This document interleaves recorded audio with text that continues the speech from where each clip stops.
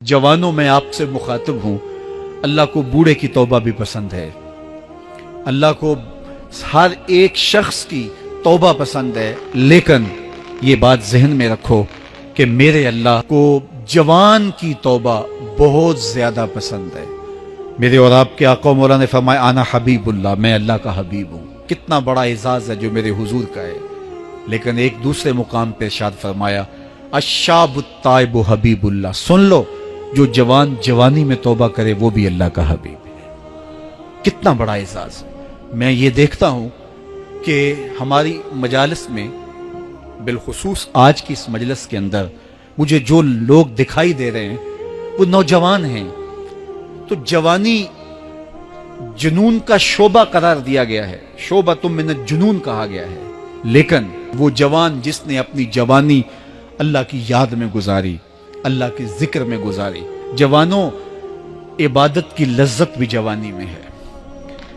अगरचे जवानी मस्तानी होती है, जरा इस मस्तानी जवानी को तहज्जुद के मुसल्ले पे लाके देखो, क्या मस्ती चढ़ती है सजदों के अंदर, क्या लुत्फ है कयाम के अंदर, क्या सुकून है रुकू के अंदर। इस जवानी को मालिक की चौखट पे लाओ, फिर देखना कि ये जवानी कितनी लज्जत आफरी होती है।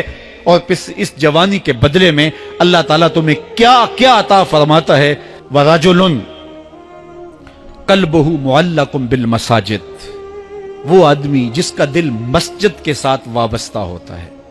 अल्लाह के घर की तामीर, अल्लाह के घर की तज़ईन, अल्लाह के घर की सफाई सुथराई, अल्लाह के घर की आबादकारी, अल्लाह के घर की हाजिरी, ये उसकी जिंदगी का मशगला है।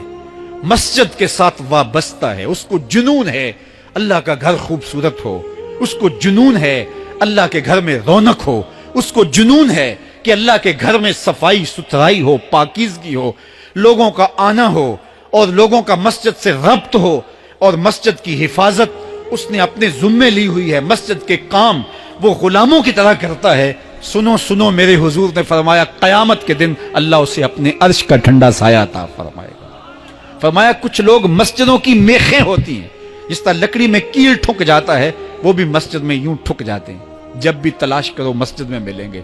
फरमाया जब वो बीमार पड़ जाते हैं, अल्लाह के फरिश्ते उनके घर में हाल पूछने जाते हैं। यारो, जवानी के अय्याम में मस्जिदों के साथ अपने आप को वाबस्ता करो, मस्जिदों की सफाई भी अपने मामूलात में शामिल करो।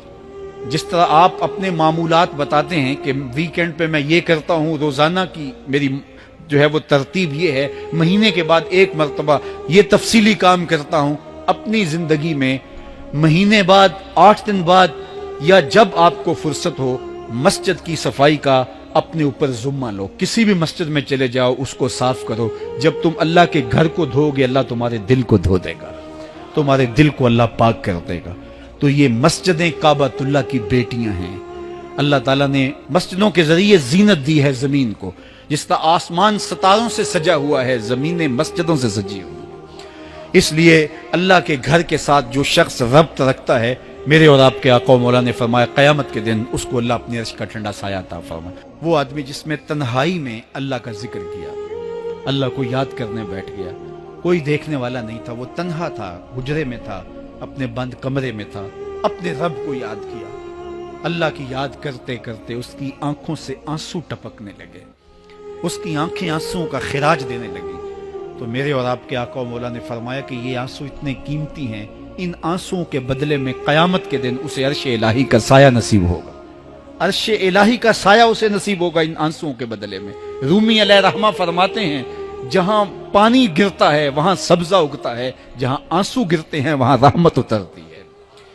तो इसलिए जो अल्लाह की याद में रोने का लुत्फ है और अल्लाह की याद में आंसू बहाने का अजर और सिला रखा गया है, ये गुनाहों को धो डालता है। ये अंदर की सफाई और सुथराई का सबब और जरिया है। मेरे और आपके आका मौला ने फरमाया रातों की तन्हाइयों में उठ के कुरान पढ़ा करो और कुरान पढ़ते हुए रोया करो। फिर फरमाया फ़इल्लम तबकू फतबाकू, अगर रोना ना आए तो रोने की कोशिश किया करो। हजरत दाता गंज बख्श अली हजवेरी से एक मुरीद ने कहा, हजरत अगर रोने की कोशिश करें फिर भी रोना ना आए, फरमाया फिर अपने मुकद्दर पे रोया करो। तुम इतने संग दिल हो गए हो कि तुम्हारी आंखें आंसुओं का खिराज नहीं देती। जो रोना नहीं जानता وہ اللہ کی رحمتوں کو اور اللہ کی کرم نوازیوں کو کیسے سمیٹ پائے گا؟ بچہ روتا ہے تو ماں دودھ دیتی ہے، جب بندہ اللہ کے حضور الہاؤ زاری کرتا ہے، عجز کرتا ہے، انکساری کرتا ہے، تو اللہ کی رحمتوں کو جوش آتا ہے اور اللہ تعالیٰ کی رحمتیں اس پہ برستی ہیں، اور اس کے نہ صرف گناہ معاف ہوتے ہیں بلکہ اللہ تعالیٰ اس کے گناہوں کو بدل کے